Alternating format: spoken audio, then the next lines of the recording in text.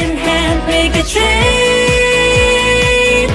all over the world. Magandang araw po sa ating lahat at welcome sa Kwentong Rotary, na kung saan ibinabahagi natin ang pag-asa, inspirasyon at pagbabago sa ating komunidad. At ako po ang inyong host ngayong araw. Ako si Rotarian PN Mark Malikdem from the Rotary Club of Suburban East Rizal. At syempre, ngayong buwan ay ating sineselebrate ang National Women's Month. At tampok natin sa ating napakagandang proyekto ng Rotary ang naglalayong bigyang lakas at oportunidad ng mga kababaihan na may kapansanan sa pamamagitan ng ating Project Empowering PWD Mamas or Project EMA. So kasama po natin sa araw na ito ang ating chairman ng Project EMA. Walang iba, our very own past President Dr. Ruby Reyes. Magandang umaga po, Doc. Magandang araw sa inyo. At kasama rin po natin ang ilan sa mga beneficiaries natin sa programang ito ay sina Rain Samonte, yan, at si Gina Solis. Yan. At syempre kasama rin po natin ang trainer nila sa Bread and Pastry Production na si Miss Hensel Sabile. Yan. Magandang araw po sa inyo. Kaya simulan na natin ang kwentuhan sa Kwentong Rotary. Unahin po muna natin na makilala ang ating mga beneficiaries na sina Gina at si Rain. Unang-una, maraming salamat po sa pagpapahiram ng venue nyo na napakaganda ng inyong bakery na nadalaw natin sa araw na ito.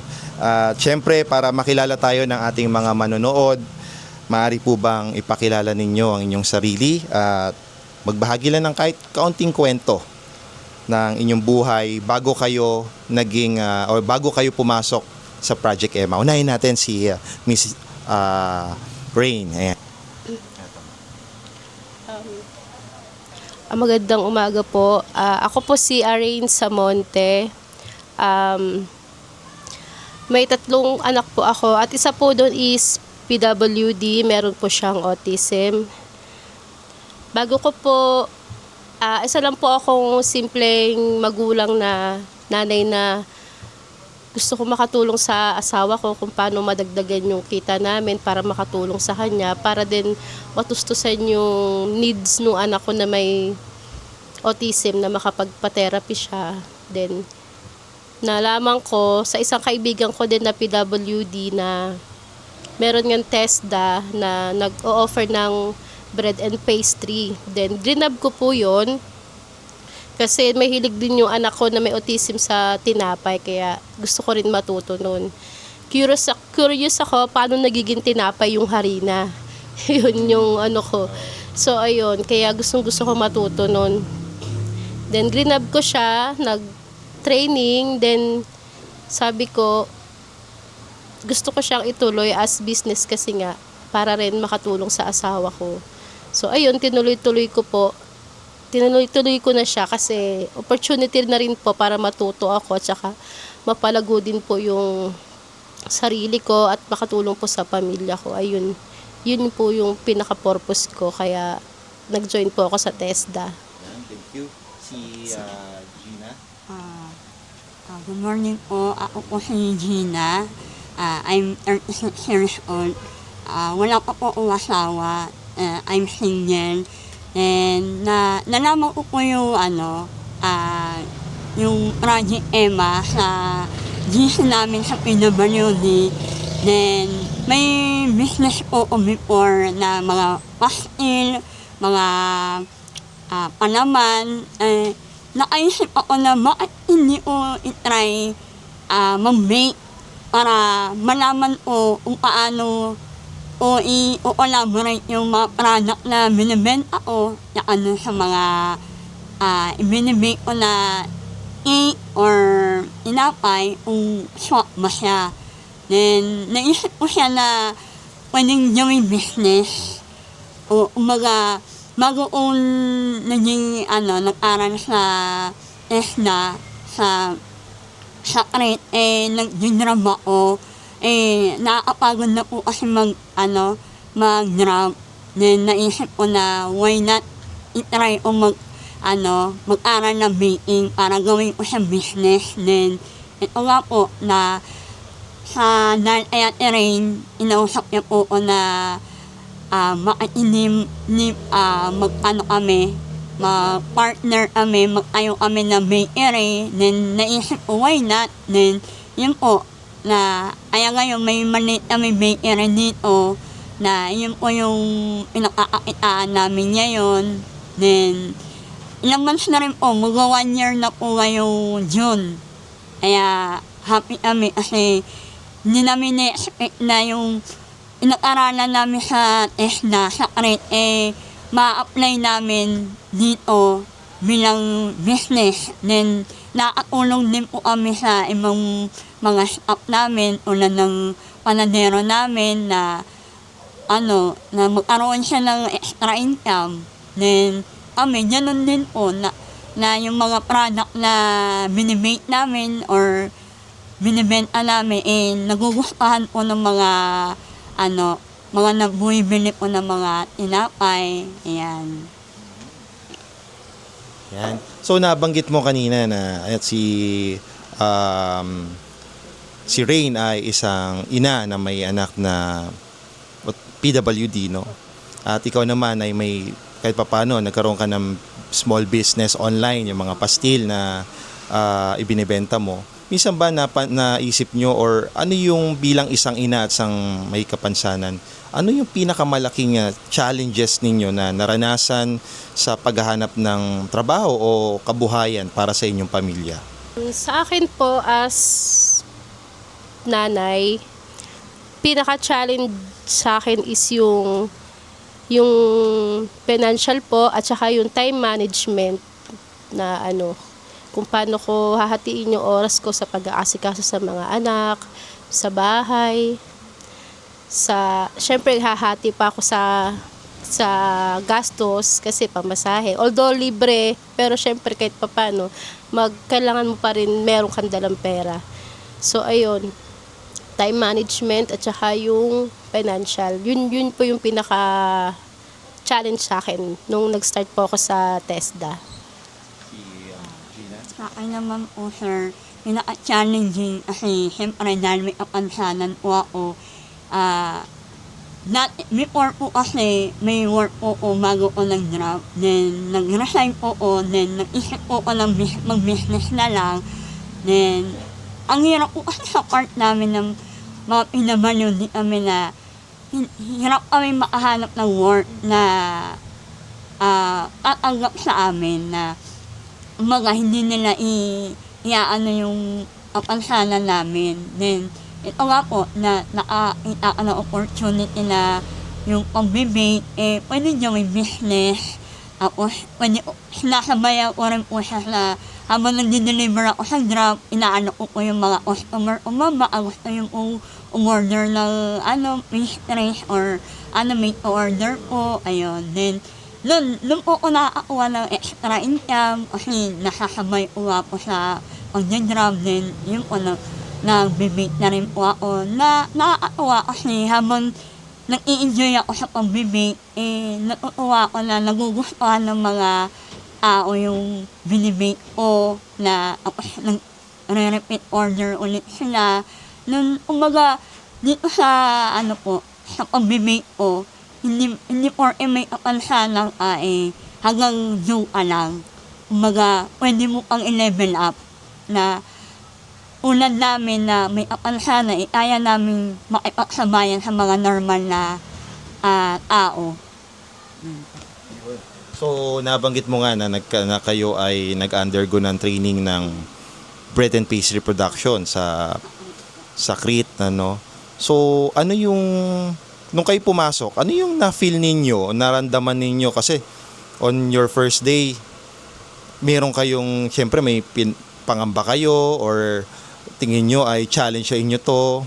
Ano yung pinaka naisip nyo noon nung kayo magte-training at during the training, ano yung naging memorable sa inyo na tagpo kasama yung mga co-trainees na kasama din yung tulad ninyo na mga PWD mamas and carers? Most memorable, Everyday po para sa akin. Kasi everyday may iba-iba kaming ginagawa at everyday din masaya kami. Kasi kada araw, ang dami namin natututunan. Kasi nag-start talaga kami sa zero knowledge po talaga. Wala po talaga kaming alam. Kaya andun po yung excitement namin na matuto. Ganito pala itong bagay na to. Ito pala yung pangalan nito. Sa ganito pala ito ginagamit. Mga ganun po. Kaya everyday po is memorable para po sa akin. Kay kay Gina, naging hamon ba sa'yo o naging hadlang sa'yo yung pagti-training mo ng bread and pastry? To be honest, sir, noon na nagda-doubt ako kung kaya ko ba siya. Kasi wala po talaga ako alam sa pag-bake. Kasi hindi ko siya, hindi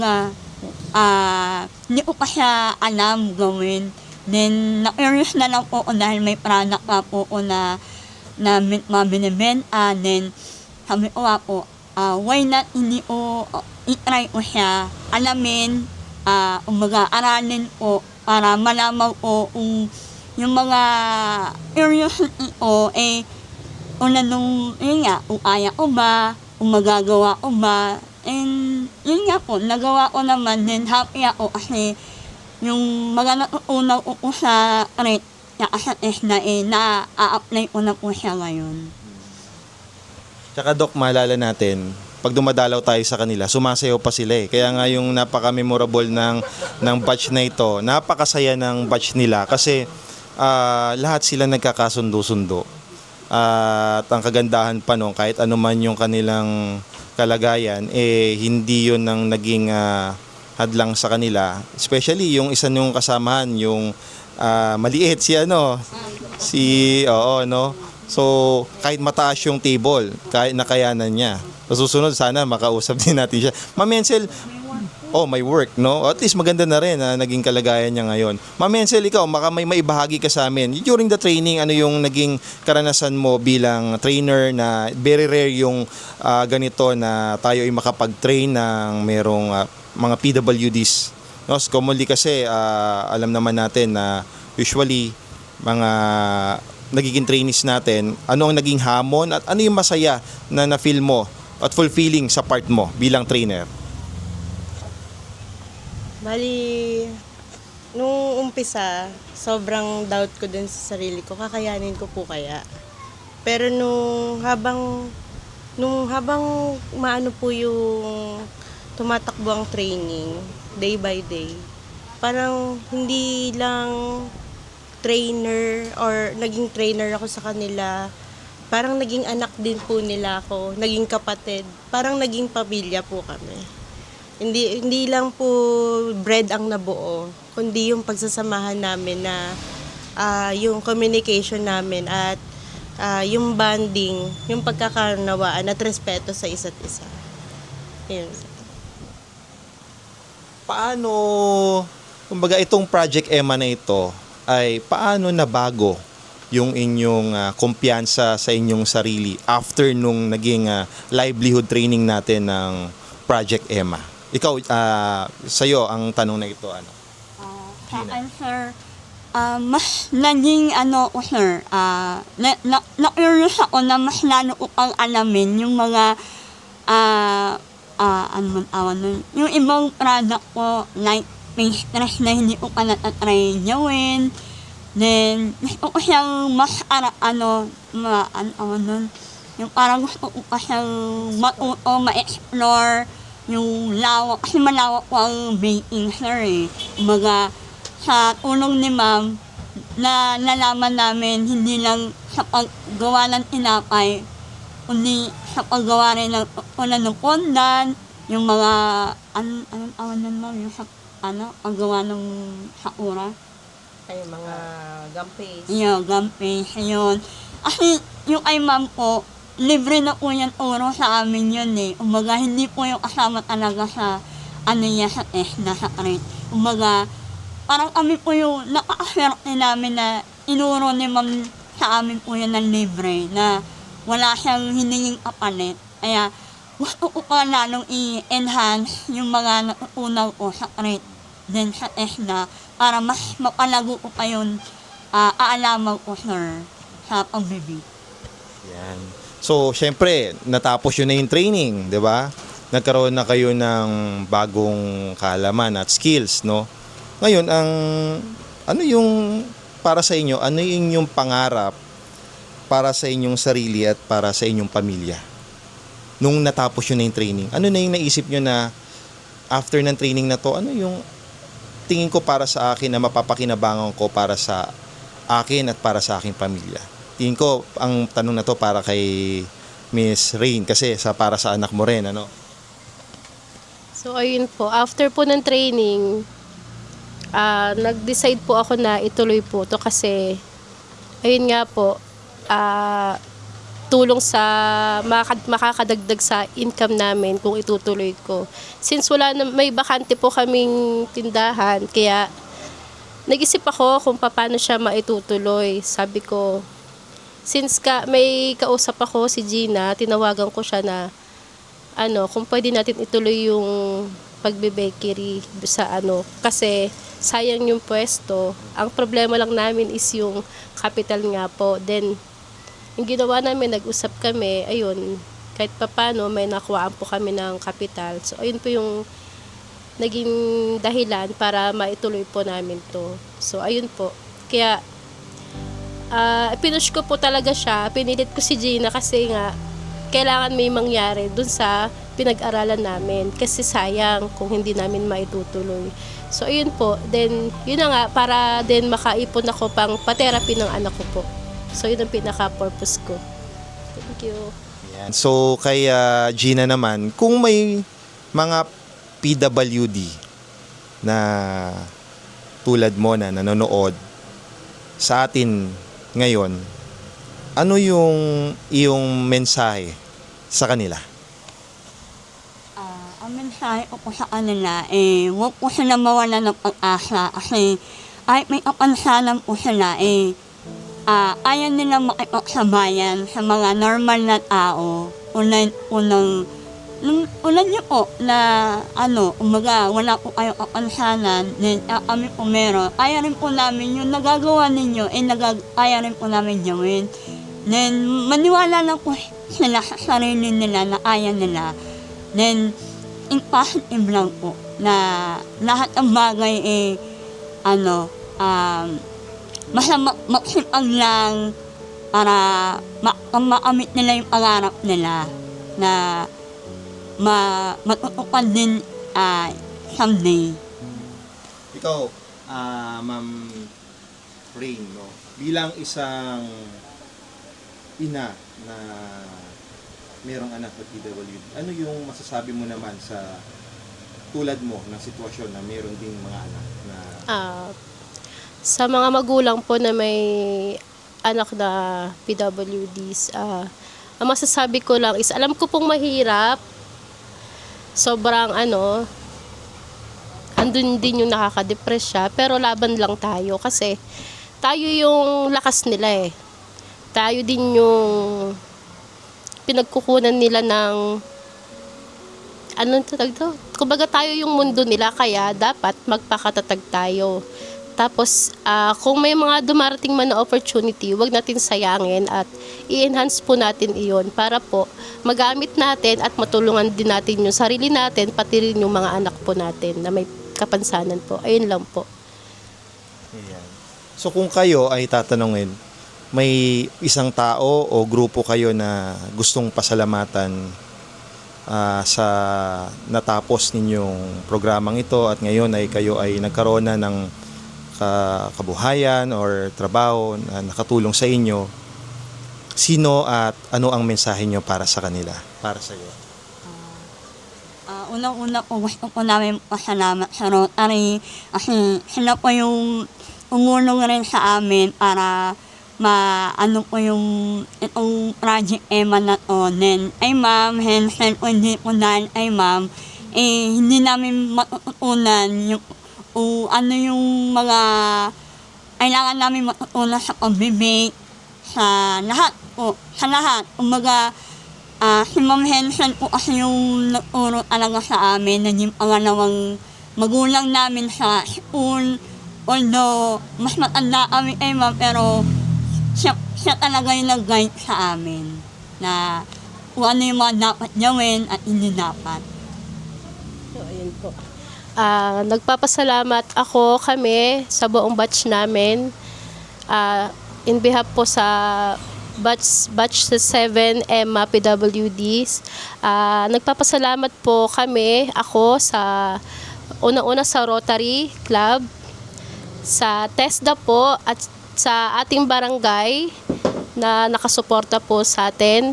At ganoon na rin po sa SJP PWD organization po para sa mga PWDs. So, maraming salamat po at sana ang mensahe ko po is dumami pa po ang proyektong ganito, yung makatulong po sa mga katulad namin na may mga alaga o may mga PWDs po. Sana dumami pa po ang proyekto ng Rotary na makatulong po sa mga Pilipino. Ganon din po ang TESDA. So, ayun po. Maraming salamat Miss Gina and Miss Rain sa pagbabahagi ng inyong kwento sa ating kwentong Rotary. So, ito po ay napakagandang paalala para sa ating lahat. Paalala sa kanilang mga kwento na kung saan ang bawat babae, anuman ang kanilang pinagdaraanan, ay may kakayahang bumangon, mangarap at magtagumpay. So muli, maraming salamat sa inyo, Miss Rain, sa pag-share ng inyong kwento and Miss Gina sa pag-share ng inyong kwento sa amin ngayong araw sa Kwentong Rotary. And so muli, magandang umaga po at magandang araw po sa ating lahat. At kasama natin ang ating chairman ng Project Emma na si Dr. Ruby Reyes, our past president, ang arkitekto ng Project Emma, at ating kapapanayamin at tatanungin ng kaunti regarding sa Project Emma. Doc, maaari bang ikwento sa amin kung paano nagsimula ang ideya ng Project Emma? Okay, first of all, magandang umaga po sa inyong lahat. At ako'y nagpapasalamat, nakasama natin si Rain, si Gina, si Chel. Sila yung mga kasama ko and Kagawad Mark during the training. So let me just give you a very brief history kung paano nag-umpisa yung Emma. In 2021-2022,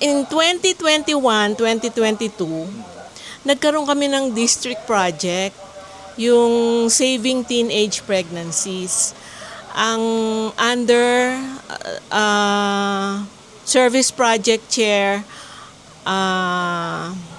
Army Kibael. Tapos I was the chairman for Saving Mothers. Ang naging project namin noon ay Saving Teenage Pregnancies. So, district project yon. So, nagkaroon kami ng participant from Zone 1 to 8. And then, nag-concentrate kami dun sa recipient namin, we called her Sabel, which was not her real name. So, tinulungan namin siyang kasi she was molested by an uncle, and then she produced a child na abnormal. So, tinulungan namin yun. So, anyway, that project was very successful. Ano na ba si Gina ngayon? Si Cheryl. Cheryl was one of the coordinators. DG and Cheryl was one of our coordinators. Okay, so after that, the next year, naisip ko, why not do a club project na lang instead of yung district para makapag-concentrate kami. So yung first project namin sa kababaihan was the empowering teenage mamas. Okay. So muna natin yun. Tapos sumunod na nga itong empowering PWD mamas. Okay, this was our second club project. So, nung ginawa namin to, with the help of TESDA and CRIT yung, anong CRIT? Yung Central Rizal Institute of Technology ni Kagawad Mark, PN Mark, Mark Malikdem. So doon namin ginawa yung baking. Ang trainer namin si Heads. I call her Chel kasi eh. Oo. So doon na buo yun. Doon ko na-realize, doon ko na-enjoy yung company nila. Kaya napilitan ako. I was very much into them to the fact na andalas ko silang dalawin. Kasi natutuwa ako doon sa mga binibake nila. And only to realize later, tulad ngayon, na yung iba nakapagtayo na ng kanilang business. This is just one of them, di ba? Meron pa ring iba, di ba? So, pinili lang namin to kasi maganda ito, nag-partner sila, pareho silang PWD mamas. So, natutuwa kami. Pagdating nga namin dito parang gusto naming makikain dun sa binibake nila. Tama po eh. So anyway, nunoy. Joke. Hayaan mo na. Nag-crave lang kami. Kasi nakita namin kung paano ang ganda nung ginagawa nila. Pero natutuwa naman kami because nag-flourish yung project natin. Hindi napunta sa kawalan. So, yun lang ang masasabi ko and I'm so happy na itong project natin ay naisa katuparan. Thank you. Pero Doc, being a chairman ng Project Emma, ano yung mga naranasan mo or meron ka bang na-experience na mga challenges being a chairman nung ini-implement natin itong Project Empowering PWD Mamas? Okay. So ang EMA nga natin, no, 'di ba? Stands for Empowering Mamas. So every year iniiba natin yung recipients natin. So yung first year nagkaroon kami ng Empowering Young Mamas. So parang hindi masyadong yun kasi mga young mamas, hindi masyadong nag-sink in sa kanila yung importance nung kanilang training. Pero nung dito sa PWD, tulad nga ng sinabi nila, in spite of their handicap, nakuha nilang mag-train ng maganda, makapag ng business. So, napakaano talaga nitong batch na ito. And this is very inspiring. So we hope that we will be able to have more projects like this in the future.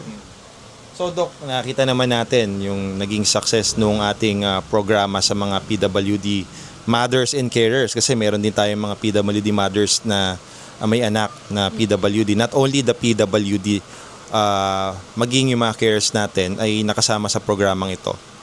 Para sa iyo, ano yung pinaka na-feel mo na nakakataba ng puso sa part mo na nakita mong pagbabago sa mga naging beneficiaries natin at naging matagumpay yung kanilang programa? Ano yung na-feel mo being a chairman dito sa ating programa sa Rotary? Well, ang na-feel ko during their stint na parang I belong to one of them. Kasi every time na dadalaw ako sa kanila, Doktora, ito, tikman mo. Ito, kain. Parang they're so hospitable. Tuloy. Parang also si Ma'am Chel. Talagang I felt like a family to them during the training. Kaya parang naengganyo naman akong dumalaw ng madalas. Naalala nyo? Palagi ko kayong dinadalaw. Kasi natutuwa ako sa inyo. Kasi sumasayaw-sayaw pa sila. Yung sinasabi nila na yung PWD na midget ba yun? Si ano? Si Lea. Tumutungtong pa sa lamesa yung para sumayaw.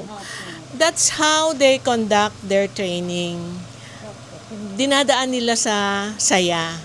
Hindi sila yung seryoso na ano. Talagang ine-enjoy nila yung training. And I also enjoyed being with them. Na-enjoy ko tuloy yung pagpupunta ko dun every time na nag-train sila. Tsaka talagang nagtitiktok pa kayo lagi noon, di ba? At nakita natin, iba-iba ang kapansanan na talagang maganda na naging beneficiaryo natin sila at lalong nakinaban. Tsaka talagang parang masaya tong grupong to eh. Among the other groups. Ang saya nitong grupong to. I can say that. So Doc, ngayon, ano ang since nagtuloy-tuloy na yung ating Project Emma and ngayon ay nasa Project Emma 4 na tayo, no? At ano ngayon kumbaga ano ang plano natin sa Rotary para dito sa Project Emma? Ito ba yung magtutuloy-tuloy at ano pa ba yung mga future na nakikita mo para sa ating empowering mamas, empowering women na program natin? Sa Rotary kasi, 'di ba, we all know na meron kaming 7 areas of focus. Bago lang 'to idinagdag nila yung empowering. Actually, ang sa district is empowering girls. Minodify lang namin 'to na empowering mamas, na iba-ibang grupo ng mamas. So, ang nakikita ko, napakagandang project ito ng district na that we hope na magtuloy-tuloy. And sa club namin, maipapangako ko, of course, ito naman yung service project chair natin at magiging presidente pa ito. Palagay ko, magtutuloy-tuloy ito. Kahit wala na kami, kailangan ituloy nyo. Thank you. Yan. So, thank you, Doc, for sharing sa amin kung ano itong Project Emma na ito, paano na-disenyo itong Project Emma na ito. So, may malalim pala na meaning ito sa atin na tamang-tama naman na tayo ngayong buwan na ito ay nagse-celebrate ng National Women's Month. At para talaga sa mga kababaihan ang programang ito to empower them, no? At saka ang Project Emma ay nagpapatunay lang po sa atin na ipinapakita natin ang tunay na layunin ng Rotary hindi lamang para tumulong, kundi magbigay din ng pag-asa at oportunidad para sa ating magandang kinabukasan, especially to empower our women. Kaya po mula sa Rotary Club of Suburban East Rizal, saludo tayo sa lakas at kakayahan ng bawat babae na patuloy na lumalaban para sa kanilang pamilya. Kaya sa pagdiriwang po ng National Women's Month, saludo tayo sa lakas at kakayahan ng bawat babae na patuloy na lumalaban para sa kanilang pamilya. At ako po ang inyong host, Rotarian PN Mark Malikdem, kung saan nandito tayo sa Kwentong Rotary, kung saan bawat kwento ay inspirasyon ng pagbabago. Maraming salamat po at mabuhay ang mga kababaihan.